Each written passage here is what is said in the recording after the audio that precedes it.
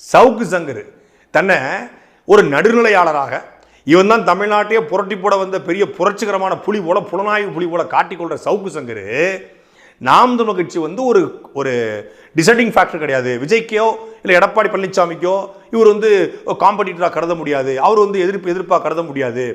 அதிகபட்சம் ஒரு 10% வாங்குவாங்க, இல்லை 6 to 4% வாங்குவாங்க. மீண்டும் அவர் வந்து பணையற போக வேண்டியதான். சரி, இந்த தேர்தலில் நாம் தமிழர் கட்சி நீ சொன்னதெல்லாம் தாண்டி நாம் தமிழர் கட்சி வாங்கி மேலே வந்துடுது. நீ பழையபடி புரோக்கரோட பார்க்க போயிருவியா? கல்யாண புரோக்கர் பேசுறேன்பா. இல்லை, நான் ஒரு விஷயத்தை தெளிவுபட்டு வருகிறேன் சார்.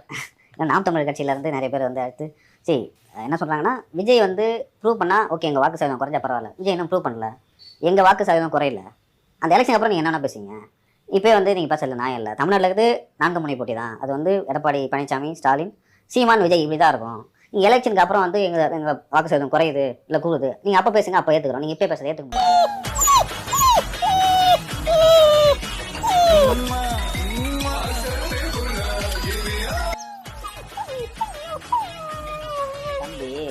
இதை தெளிவுபடுத்துகிறேன், கேட்டது ரொம்ப மகிழ்ச்சி.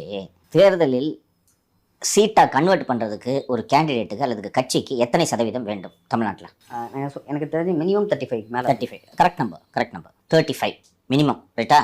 நாம் தமிழ் 35 தொடர்ந்து வாய்ப்பு இருக்கா?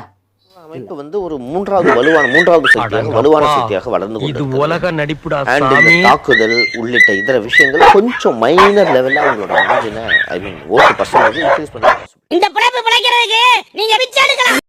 சவுக்கு சங்கர்னா சிஐடி சங்கரா இல்ல ரவுடி சங்கரா இல்ல கேடி சங்கரா?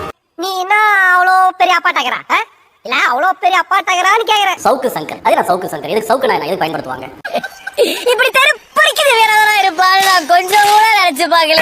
அவரோட திமுக தான் எதிரின்னு சொல்றீங்க, சேருங்கன்னு சொல்றாரு, சேர மாட்டேன்ட்டு டிக்ளேர் பண்ணிட்டாருல்ல. எதுக்குடா இந்த மானங்கிட்ட பொழப்பு?